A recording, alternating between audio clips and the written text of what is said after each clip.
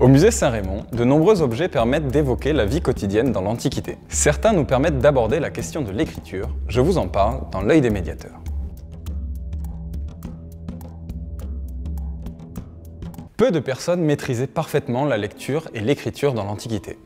Mais il est probable qu'une part importante de la population était au moins capable d'écrire ou de déchiffrer des phrases simples. En effet, l'écriture était un outil indispensable pour certaines catégories sociales ou certains métiers, comme les marchands ou les fonctionnaires.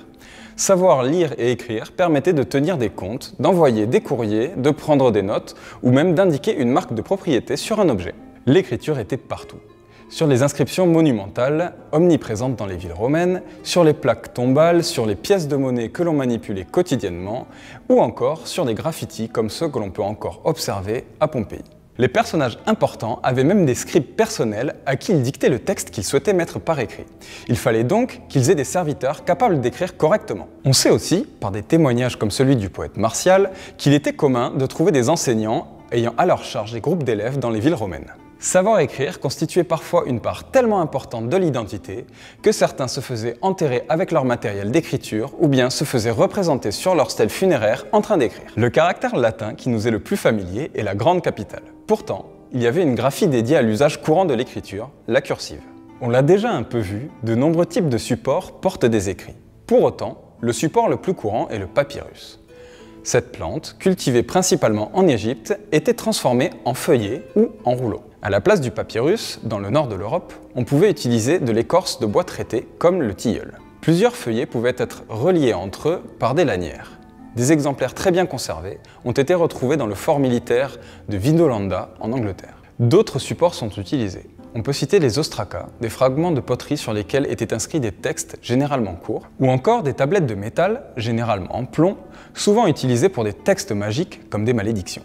Le musée Saint-Rémy livre un bel exemple d'un autre support d'écriture, la tablette, à ne pas confondre avec nos tablettes numériques. Ces objets, datés de la fin du IIe siècle avant notre ère, ont été découverts dans le quartier Saint-Roch à Toulouse, à l'emplacement d'une ancienne agglomération gauloise abandonnée vers 100 avant notre ère. Une tablette de cire est constituée d'un support généralement en bois qui a été creusé pour pouvoir y verser un mélange à base de cire d'abeille.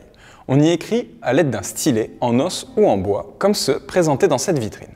L'un des côtés du stylet présente une partie ronde ou en forme de spatule, comme ici. Elle sert à effacer les petites erreurs, comme une gomme. La tablette de cire est donc réutilisable. On peut effacer l'ensemble de la face en utilisant un racloir. C'est ce qu'on appelle faire tabula rasa. On trouve les premières tablettes de cire dans le monde grec au 2e millénaire avant notre ère et elles perdurent en France jusqu'au 19e siècle. La tablette pouvait servir de carnet de notes, de livre de comptes, de support de correspondance ou encore de contrat. Dans ce cas-là, il arrivait que l'on utilise des triptyques, c'est-à-dire des tablettes composées de 3 feuillets. Les feuillets, ayant la partie face à face, recevaient le texte du contrat original et étaient ensuite scellés. Le 3e feuillet portait une copie du contrat. On pouvait ainsi le consulter facilement, tout en gardant la possibilité de vérifier le contrat original. Revenons à la tablette découverte dans le quartier Saint-Roch. Sa découverte en contexte gaulois met en lumière un point important.